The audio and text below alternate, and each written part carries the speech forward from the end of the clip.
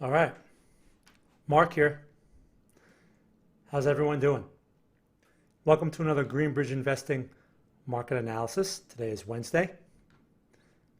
My name is Mark P. Markets, and obviously this is a live stream, so thank you all for joining me.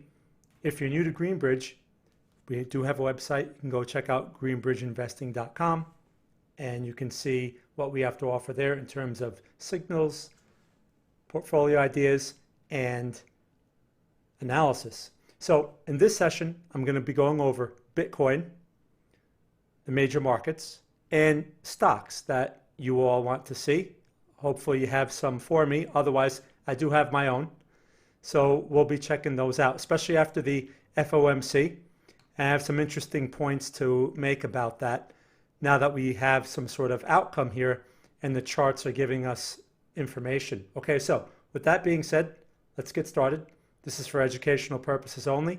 For investment advice, please consult a licensed investment advisor. Remember, if you have a question as I'm going through this, please ask. I mean, that's the whole idea of doing these live streams.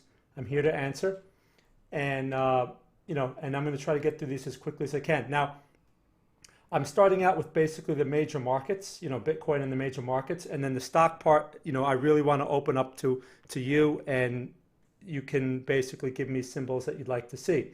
I want to make this as valuable as possible. All right, so now the FOMC.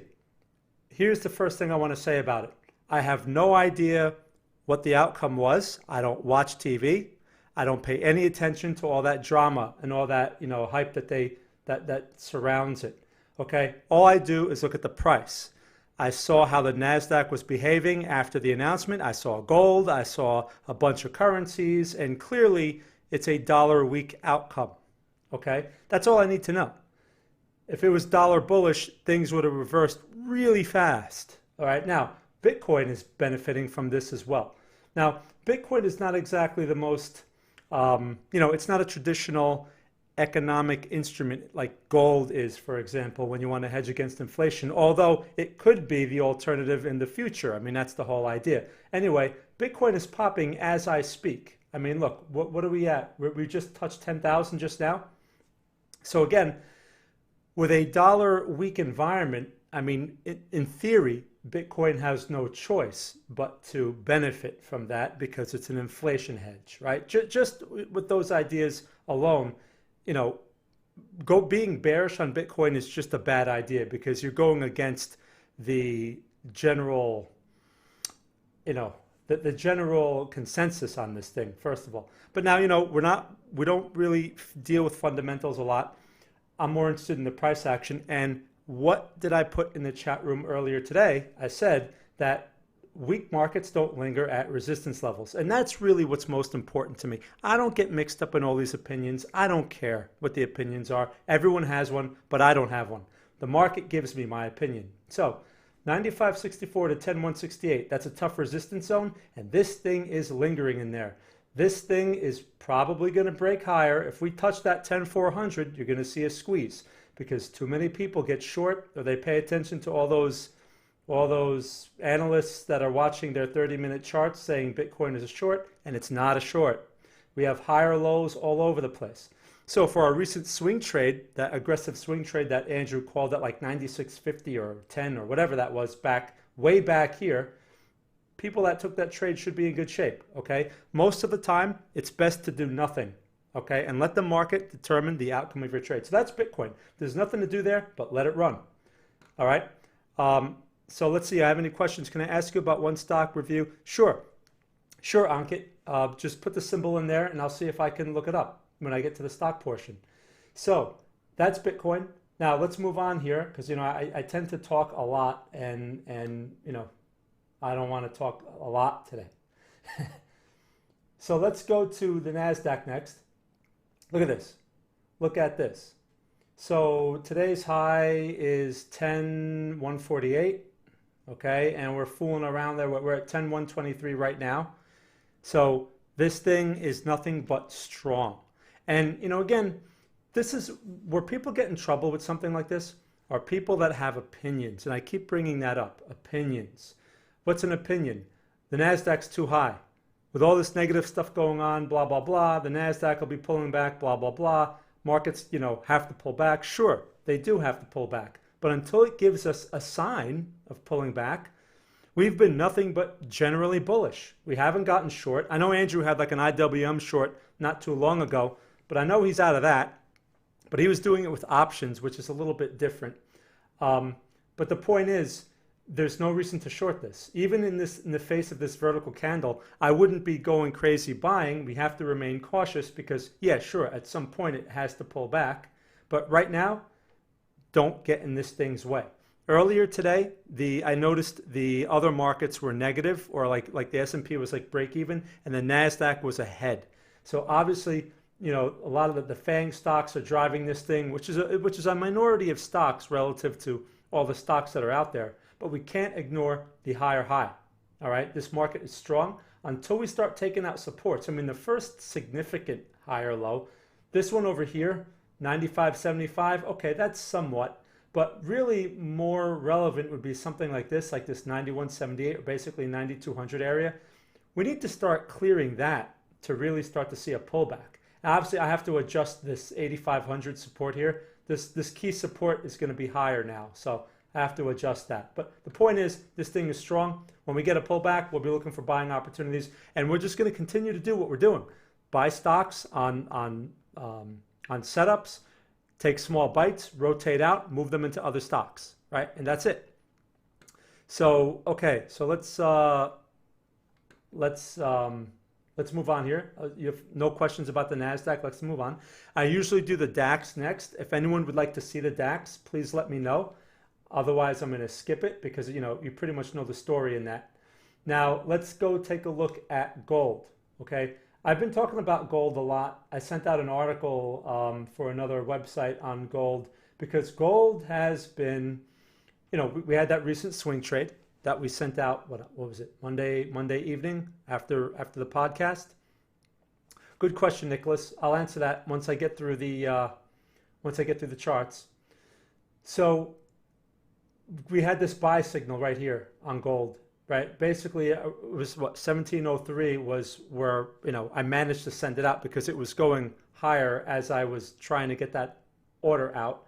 But it retraced 10 points after I sent out that order.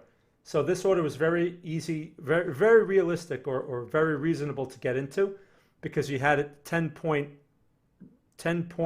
of better prices. Or you could have just left this order in there and just eventually got filled, whether it was pulling back or going through it back from 1693 back up to 1703. Anyway, the point is, this thing is following through nicely. It reached its first target in basically a day, which is, we really like when it does that. We don't always get that kind of price action. Right now we're at 1731. That's great.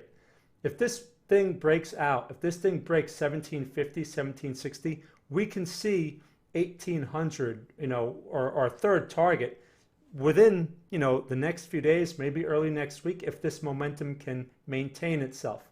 But this FOMC, obviously this is an important catalyst. So the fact that gold is driving in this is a good sign. So even if it consolidates a bit, tomorrow, the next day, whatever, I would anticipate that there's a good chance we break out here. And when there's a breakout, that's usually when the less experienced or all the mainstream people or the people that are watching the news, that's usually when they jump in. Because, a breakout strategy is a valid strategy, but we're in from the range low because we waited for our criteria and our setups, right? So that's why, I base my targets on that sort of thing, but I put a target at 1815 because if we break out, 1815 is pretty reasonable. We may even go beyond that, but I don't care. I just want a reasonable target, and our reward risk still makes sense, in that situation. So that's gold. Nothing to do there, but let it ride, okay? The fact that we're out at 1725 for 1/3, that reduced our risk, and it makes the position easier to handle. Realize that before the FOMC, this thing pulled back to like 1712. Okay, that's a pretty wide move, especially if you have a larger position, right? You watch this thing pull back, gave back like half the profit, pretty much, and that's enough to get people to second guess. You can't get caught up in that, and that's why I put out earlier in the chat room today, I said, remember, gold is in a bullish trend. So yeah, it can get noisy, but there's nothing here that says bearish or reversal, on the bear side. There's just nothing there. So you have to be able to get through that noise, okay? And you can't let it affect you. Part of that is being sized properly so that you're not worried about every tick. If you get too big, sure, if it works out, you make a nice profit, but at the same time, you'll be more prone to second guessing when you have to deal with the noise. And gold has been noisy recently, as you can see. So nothing to do there, but let this thing ride as well. Okay, nice trade on gold. So let's see what else. All right, so I'm going to go through oil real quick, because I know we have people that follow oil, and then we can jump into the stocks. Okay, let's see how am I with time here. I can't see my time. Hold on a second. Just want to make sure I know where I am here as far as, okay, cool. All right, so let's go take a look at oil real quick. And again, if you have other questions, feel free to type them. All right, so I'm going to start with the WTI CO. Again, I go over both oil charts because, some people do have a Wanda. Here's a lesson about oil. And again, this has to do with opinions. The other day, we had this bearish pin bar, all right? That could have been a turning point for oil, but as you can see, it recovered, and now here we are again, benefiting from obviously a weaker dollar. It likes the FOMC outcome as well, and it's pushing higher along with the NASDAQ, the stock market, gold, everything. So no reason to get in that thing's way either. So again, some people may say, oh, oil's too high. Oh, it has to pull back. Oh, there's a pin bar, and it triggered because it took out the low of that pin bar. But you also have to, you can't just look at a signal. You have to look at that signal in light of the entire trend, which in this case, the momentum, there's nothing but higher lows and higher highs here. There's just no reason to be short oil, all right? We're waiting for a pullback so that we can buy it, but we just haven't gotten the pullback. So like I've been saying also in the chat room, when something runs away from you, just let it run away, because at some point it will provide an opportunity, and that's when you can do something. And that's exactly what gold, that's how gold performed for us. We let it run away the first time, it came back and gave us another opportunity. Okay? You don't lose money letting things run away. There are some people out there that actually believe that when you miss a trade, you're losing money. Those people usually, they usually give their money away very quickly. So here's the more realistic chart on oil. Again, most people I think have this chart. And same situation. Now, this red candle here was that pin bar. And this shows us a little bit of a different picture, right? That Owanda chart was making a higher high. This is not. So that doesn't really mean anything in the bigger picture. It really doesn't mean anything. This thing is strong. I wouldn't get in its way. When this thing starts to take out support levels, okay, a minor one being this pin bar low, 37.06. We close below that. Then we take out this one, okay? We start doing things like that, or maybe we develop a lower high and we take out another little minor support along the way. That's when we probably will have changes. I would expect the market would be turning as well. And that's where, we would be looking for our buying opportunity. Once we get to the right level that meets our criteria. We're not going to short it. Or, sometimes Andrew likes to call those very aggressive shorts. Maybe we'll put the idea out there if anyone's interested in something like that. But those are tough to take, and you have to be really quick about them because, when you're going against a trend like that and it turns, everyone's piling in and you're on the wrong side, it can be painful. So we'll keep an eye on that, but we're more interested in the long side. Obviously, that's where all the potential is. Okay, so that's oil. Now, let me go through a couple of stocks, and then I'm going to get to these questions here. All right. Now, okay. Now, Ankit, that symbol, Mindtree, that's the actual symbol, or is that the name of the company? All right. Now, while you're answering that, I'm going to first pull up Johnson & Johnson. This one was requested by Michael in the chat room. So, he's asked about this before. And Michael's question was more from an investment perspective, not short-term swing trades, which is typically how I look at things. So, investment aside, just the short term is good looking, first of all. I know you're not really interested in the short term, but it is good looking. You do have a higher low here at 145.67.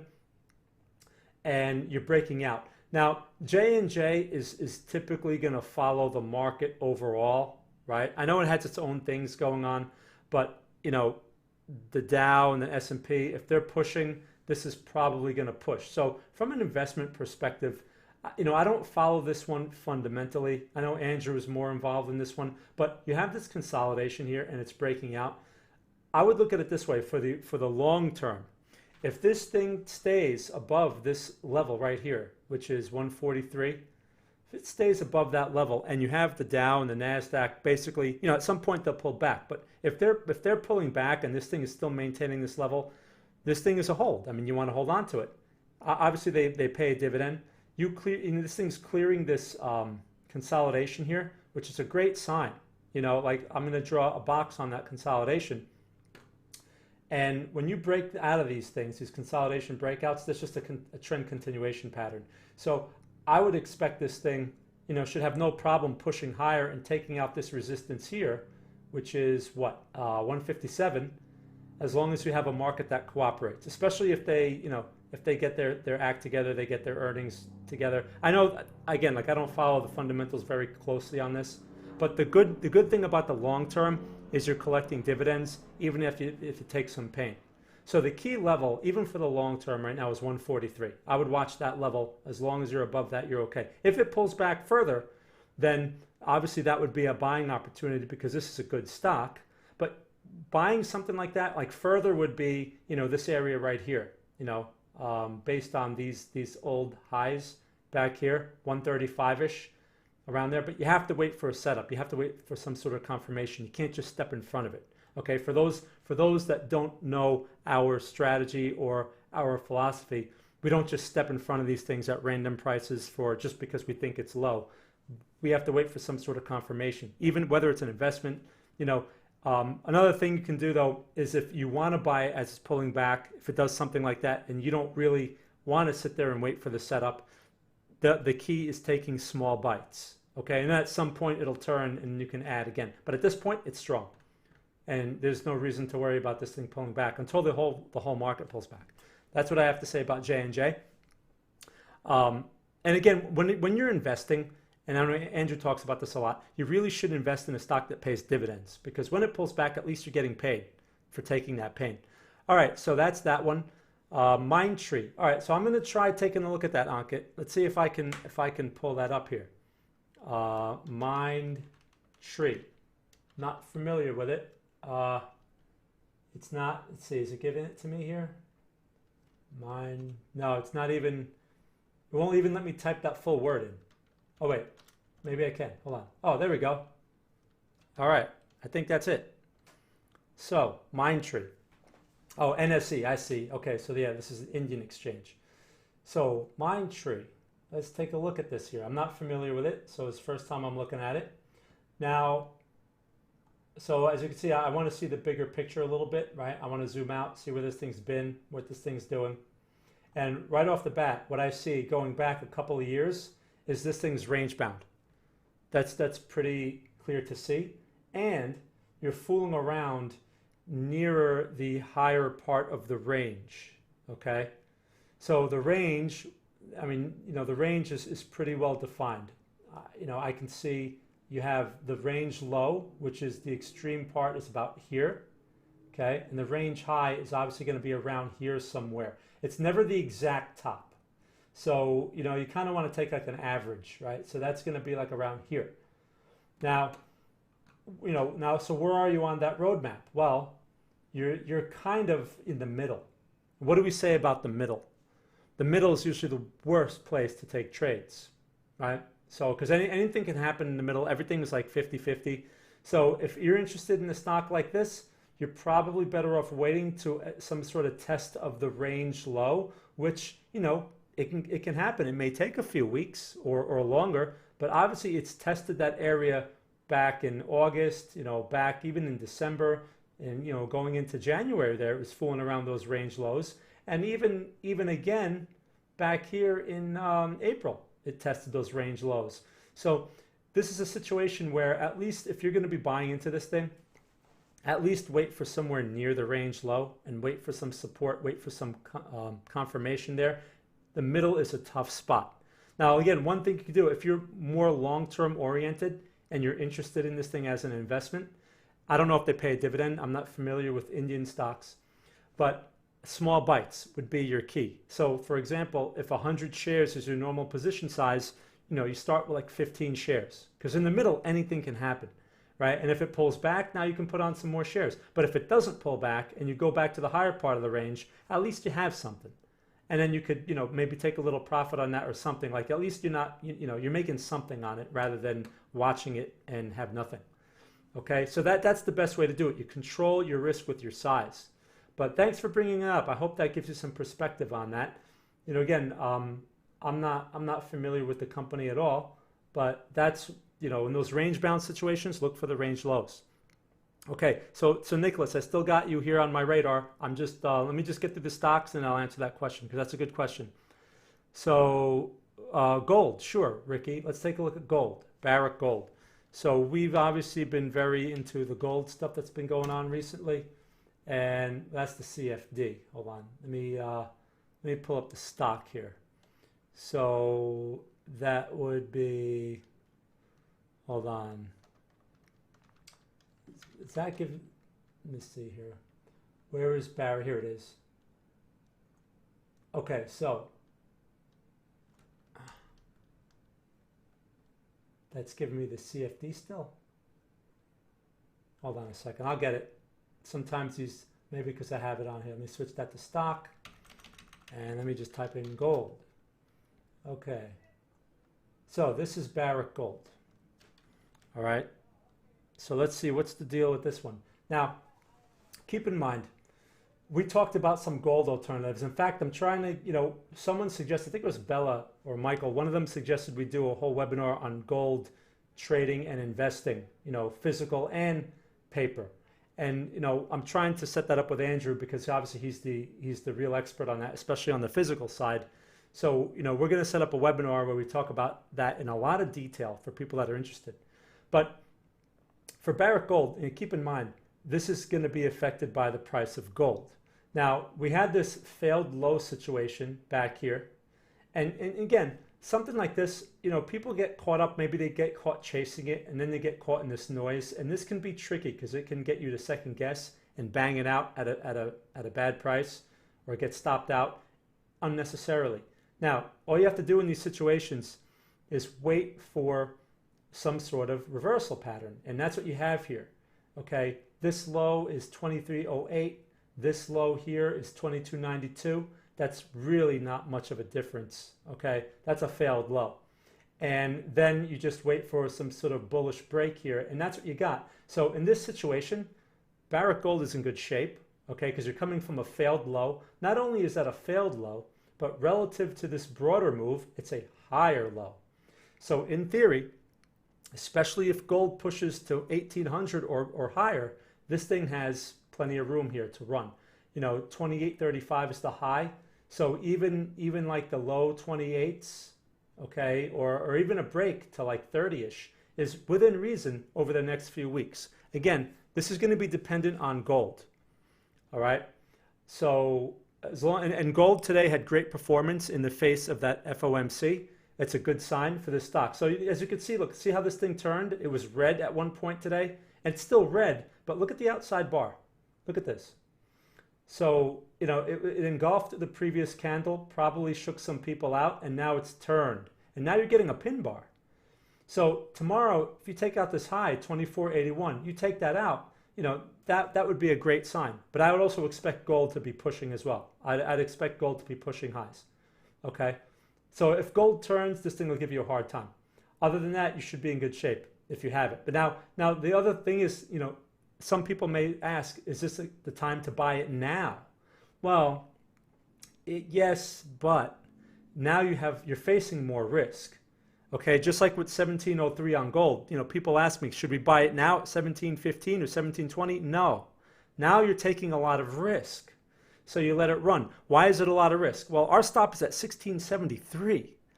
That's a lot. If it goes the wrong way, and you get stopped out, that's a pretty big risk to take, right? So when the risk is too high, it doesn't matter what the probability of the reward is. Unless you're day trading, it's a different story, but we're not day trading these. So when your risk is too high, you let them run. Just let them go, and at some point you'll have another opportunity. So you have this breakout here at 24.78, this situation, but it's risky. So for those that missed, the earlier signal on something like this, or if you didn't take it as an alternative to our gold trade, our gold CFD, the only way to play, the best way to play this is with smaller size, okay? Because if it does pull back, you won't get caught in an uncomfortable situation that can cause you to second guess. Okay, so that's Barrick. Okay, so let me see here. And good question, Ricky. So Michael, I like JNJ because it looks like it's in a wave 2. Okay, it's very easy. Yes, well, okay, good. Well, Michael, that's a good point that you bring up. Now you asked as an investment, so those you're talking about 10 days, and you're talking about like a wave 2 relative to 10 days. That's pretty short term relative to an investment. I mean, I think of an investment as multiple years. So, but for short term, yeah, I'm with you on that, and I like it. It definitely makes sense as a long. And I would imagine, yeah, I didn't look at the oscillators on those, but I would imagine, since the oscillators are pretty bullish everywhere else, I would imagine, they're going to be supportive here as well. Remember though, the oscillator doesn't lead, it follows, right? But so great question on that. Ted, can't trust this bull run. Well, Ted, that's an interesting thing that you bring up. And that goes back to opinions. So like I said to people, if you have an opinion, you can't trust it. You know what? It's not about trust. Like there's a lot of negative stuff going on in the world and this and that and whatever. And the market still went up for reasons that we may not know or understand. So you have to remember, the market is a discounting mechanism. And it is based on, price is determined by all the known information in the world at the moment, right? And there are much larger players out there that know a lot more than we do about things to come.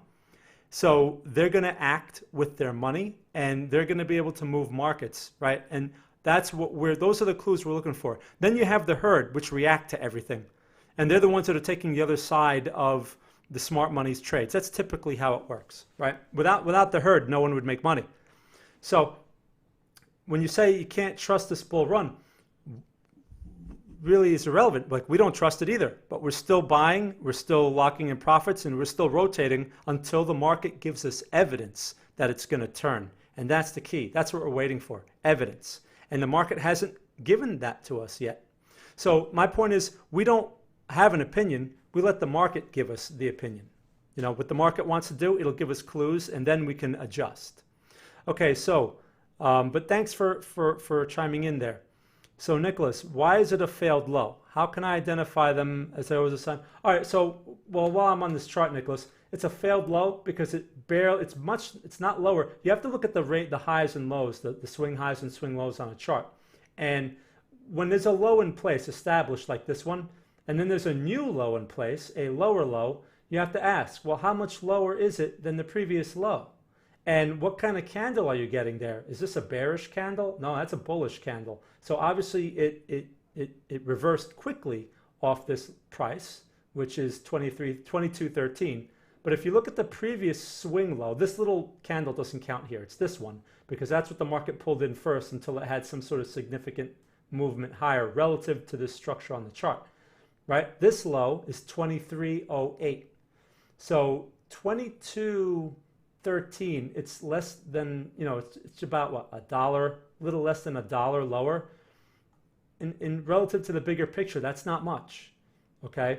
So that's why it's failed, because a lower low obviously is a bearish thing, and it should continue to make lower highs and lower lows, right? But a failed low is where it breaks out below the previous low, and what typically happens is it lures in a lot of shorts. It also gets a lot of people to bang out of their stock. Okay, their stops are there and this and that because it's a breakout, support is broken. But when it reverses like that right away, that means it's a fake out, which means also there are many that are caught on the wrong side, because you have day traders and stuff, people that shorted this thing, they're caught. They have to get out, so they become buyers, and that's why you see this. That's why you see this type of price action. And with gold, I even had someone ask me if gold was a short recently.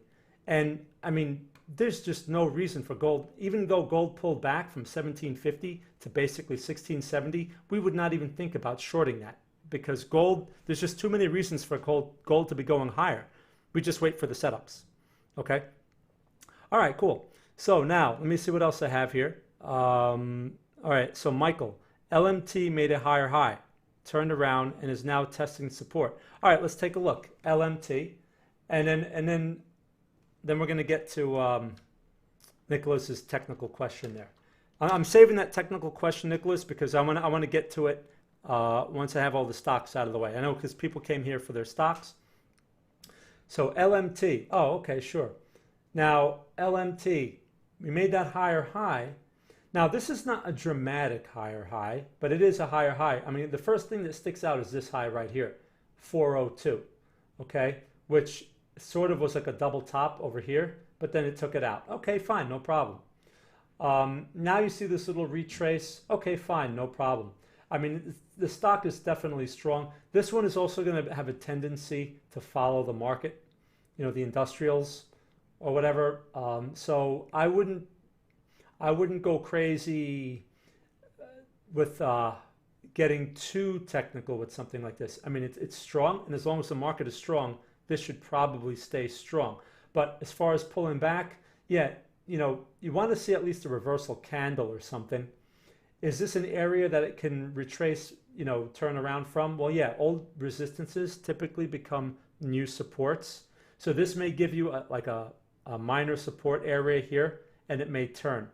Okay, this type of stock though, I don't follow stocks like this. For me, they're too expensive. You know, I know Andrew has some of these stocks on his radar. I don't like $400 stocks for what I do. But again, that's just a personal preference. So yeah, so if it clears this old resistance, new support, if it clears that, then you're probably going to be looking at something like this here, which is 392 in that area, maybe the 380s for a potential inflection point. Remember, the key to those inflection points is the price action once it gets there. But interesting chart.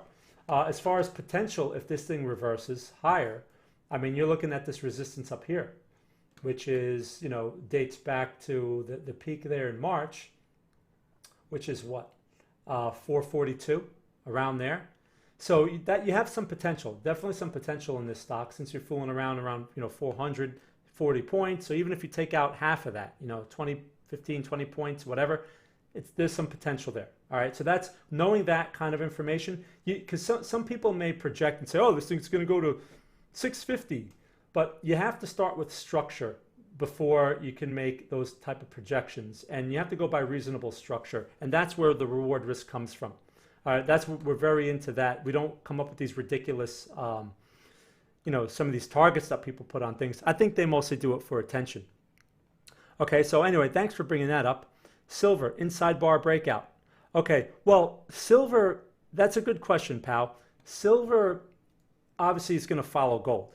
Okay, so let's take a look at silver real quick. I know we have some people that are interested in silver as well. We've been avoiding the silver CFD, even though it's been strong recently. And the reason is the size, the contract size is too high. Okay, so yeah, silver, which is XAG, you have the inside bar breakout, yes, and you're coming from this higher low right here, which is 1722. But again, you can't touch this now. If you weren't in from the inside bar break, which is 1777, basically right here, right? Because we're now fooling around 1802. Then you're chasing it, number one. You're chasing it near a high, getting into that high. So your risk is much higher, especially since your stop would probably have to be based around this 1722 or lower, because you're not going to use 1722 exactly. So that means you're looking at like maybe 17 even, maybe slightly lower. So the reward risk it's too high, and the contract size is too big on these. That's another reason why we don't call them. Because remember, when we call these things, we also have to consider who's, you know, that our followers are taking these, and what our follower is going to experience if they take even a micro lot of something like this. On a small account, it can be costly. So gold is actually a much better contract, CFD at least, the size, and it's easier to handle. and it gives you more flexibility when you can, put on a few of them rather than just one, like one silver contract. So definitely strong, but like I said, gold is leader. That's like, Ethereum and Bitcoin. Wherever Bitcoin goes, Ethereum is probably going to follow. So same with silver. But if, gold pulls back, as you can see, when gold pulled back, silver got hammered there a little bit too. It's just the moves are a little more muted, okay? There's a lot of conspiracy theories around silver. You have to be careful with all the hype. There's a lot of stuff out there. So, silver's going to go to 250s, silver, blah, blah, blah. The gold-silver ratio. That stuff's been going on for years and years and years and years and years. Don't pay attention to it. Follow the levels, okay? But if you're going to trade one on, like if you're going to do a futures trade or a CFD trade, I'd rather trade gold. And if you're going to do physical, then silver, that's when silver can give you some more options. And again, like I said, we're going to put a webinar together where we can talk a little bit more about, how to get involved in these metals if you're interested in those things. Okay, pal, so good question. All right, so now I see I don't have any more questions here. I want to answer Nicholas's question. He asked me earlier, how do you determine the key support level? All right, so that's a good question. And that was the NASDAQ chart. So let's go back to that NASDAQ chart. And let's see how we're doing here on this NASDAQ. Oh, we're still on the highs. So I talked about this key level. Basically, it's a proportion of the entire structure, okay? So, all you do is you measure this thing, from this low to this high, and you're looking at like the 30% retracement. And that's, this again has to be adjusted, but that's what that is. So, people, they forget about that, or they don't understand why that's so important. But that defines the overall trend. And as long as price is staying above that, it should stay relatively strong. But when price takes it out, that's when things are changing. Now, there's a lot of room between the high and there. So, and that's where people become confused. Because if this thing pulls back anywhere near, if this thing goes to like 9,000, you're going to see all the news outlets, everyone's going to say we're in a bear market, we're in a recession, we're in this, we're in that, and blah, blah, blah. They start with all their hype and all their overreactive nonsense. Meanwhile, if you look at the levels, you're like, oh, we're just at a key support level, okay? So that's why you can't lose sight. You have to pay attention to the charts and not to what people say. There's a lot of experts out there who claim to be experts, but they don't even get this right a lot of times. Okay, so yeah, pretty much. And price action, because you have to understand what Fibonacci levels are. They're just proportions of a measurement. We're just measuring something and we're getting proportions. Those proportions have a relevance to human nature. Okay, it's found in nature, and that's why they're important. So in terms of psychology, market prices are determined by human psychology. That's what drives price, nothing else. It's all human behavior. People don't want to understand that. They like to get into fundamentals. They like to get into news. They like to get into all this other irrelevant stuff, which is just entertainment. But when it comes to it, it's all about human behavior, fear and greed, and perception of the future. Right now, the market's happy. Let it run. At some point, it will turn. And though the initial turn will probably come out of nowhere, like this, it usually does. And going into this peak back here in February, we were talking a lot about, there's a lot of risk here. Be careful. This market could turn out of nowhere. We had no idea how the market would turn or why it would turn. We just knew that the risk was high. Okay. So when you're at a market peak like this, it's the same thing. Prices become vulnerable and the risk of retrace is very high. It can come out of nowhere. Some piece of news that was unexpected comes out of nowhere, and then everyone wants to get all technical about it, and then everyone's looking at 1 minute charts and say, look, I picked the top. But you have to look at it from a reward risk perspective. The risk is very high up here relative to how much more is this thing going to go? Is this thing going to go vertical for another 1,000 points? Most likely not. So you have to look at it that way. Risk of retrace is high. That's why, sure, we'll continue with our stocks. We'll continue rotating in and out like we've been doing, but we're not going to get really long and think that, we're safe because, like Ted mentioned earlier, he doesn't trust this bull run. Well, at this point, it's hard to trust. All I'm saying is we're not going to have an opinion and get short, right? But we're also not getting too long either. And when it turns, it'll come out of nowhere. So, but the reason why I keep bringing this up is because when it does have that more dramatic pullback, that's going to be another buying opportunity. But if you turn on the news or you read other people's blogs and this and that, they're not going to say it's a buying opportunity. Just like at these lows, there was no one calling for buying opportunities here if you were watching the news, okay? No one was calling for buying opportunities. But we were, okay? And we were buying stuff because we recognize buying opportunities, and here also. All right, now, again, that's the key thing up there. So this is more of a long-term perspective. You know, the shorter term you get, things change, and you have to be very, very flexible. But long-term, that's the way you have to look at it. Highs are generally very risky. Lows are generally where they're much less risky and offer much more potential. But that's not what people are saying at the time. So never pay attention to what people say. The crowd is usually wrong at turning points. I didn't make that up. Okay, so I hope that answered your question.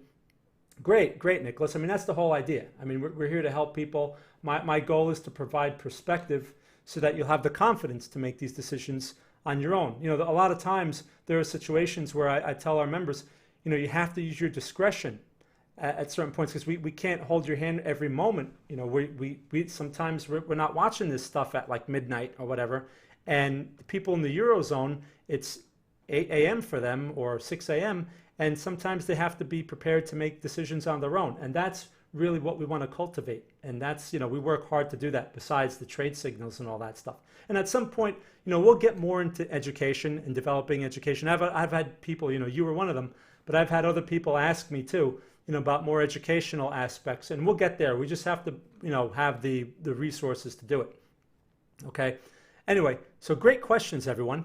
Thanks for, again, me talking for 40 minutes and we have people listening. So if I don't have any more questions, I'm going to wrap this up. The market's going to close in about 45 minutes. Obviously, it hasn't turned yet, so it looks like we're closing strong. The FOMC obviously was dollar bearish. Judging from, you know, the currencies and everything else. I don't even need to know what Chairman Powell said, okay? I go by the price action. So I want to thank you all again for spending time with me. If you have any other questions that I didn't maybe address, you can ask in the chat room. Oh, Florin, when is it time to add to the the JMIA position? All right, well, I know Andrew talked about that. He talked about that in the chat room. I guess he didn't follow up on it. Let's see. So I mean, you have to understand something. So when Andrew says to add, you know, he was buying on this high, right? We talked about this on the podcast. Buy at the high, but the small bite, okay? The small bite in case you're facing something like this, which is typical when you're at a high, okay? That's why we always have that argument where, you know, he makes fun of me for questioning his buying. I'm like, well, what? You're buying highs. Of course I'm not going to like that. Anyway, but he's more long-term oriented, so the location's not as relevant. To answer your question, there's no buying activity here. I just see sell activity, right? I see red candles. So let the location improve, all right? For one, an ideal location would probably be around here, which is around $5. Now, you may not get that far, okay? It may not pull back that far. So the key thing is use that as your reference point and look for a reversal somewhere between here and there. So if you get a pin bar, or even if you get a bullish candle, a bullish daily candle, and it starts to take out the high the following day, that would be a more conservative time to add. Oh, sorry. I changed sorry about that. I just talked for like an hour with that logo up. Sorry about that. Okay. Yeah, sorry. So anyway, during the podcast, Andrew was talking about it here. Okay. Yeah, so the pullback, I know, but I think he bought some. I don't know. Sometimes I don't follow all the trades that he, you know, because he handles those longer term ones. So I know he talked about it, and I remember looking at the chart, and I'm like, I don't know, I buy it here, but okay. But maybe he talked about 5, but I think he took a small bite. Anyway, the point is to add. He mentioned when it gets close to 6, he will add. Right, and that makes sense because your old resistance, new support is around this $5 area. So that $6 area makes sense. But here's the thing. Again, if you're taking small bites, then you don't have to be so precise. Again, if your normal size is 100 shares and you're going to take a 15 share position, okay, so what? You buy into it, it pulls back another $1, so what? Okay, no big deal. But if you're going to take a position that's going to be a little bit more, okay, right, that's right. Thanks for updating me. If you're going to take a position that's going to be a little bit more, painful for you or a little more risky because it's bigger, like let's say your normal position size is 100 shares and you're taking 80 shares or something like that, then the more conservative thing to do would be wait to a reversal pattern of some kind. And that can come in many forms. The ideal form would be a pin bar, but we don't always get a pin bar. So if you see a bullish close, okay, a green candle, and the next day's green takes out the high of that candle in that type of situation, that would be a more conservative time to add, okay? You either have that scenario. If you miss that, then the breakout would be the next time to add, all right, if it can break out. Of course, that's not the ideal time because you're taking more risk. But if you're in a position, well, you're buying a winner. You're buying more of a winner, so you can justify it. Okay? That makes sense. Okay, cool. So I think I answered that one. All right, again, so now I'm going to put the logo back up. Good question. Good question. So again, if you're new to Greenbridge, please check out our website, greenbridgeinvesting.com. By the way, I just put the most recent webinar that I did on oscillators in our webinar library, and I also shared it in the chat room. So if you had not had time to check out that webinar, check it out because that was a nice webinar for 1 hour and 45 minutes. And again, we're looking to do another webinar on gold, physical and paper, how to trade and invest in gold and silver, and metals. So that's the webinar we're planning for this month. I don't have a date yet, but once we do, we'll be sharing that as well. All right, everyone. So again, thank you for spending your time with me. If you have any other questions, please follow up, share them in the chat room, and we'll follow up in there. Thank you all for listening, and have a great day. Thanks, everyone.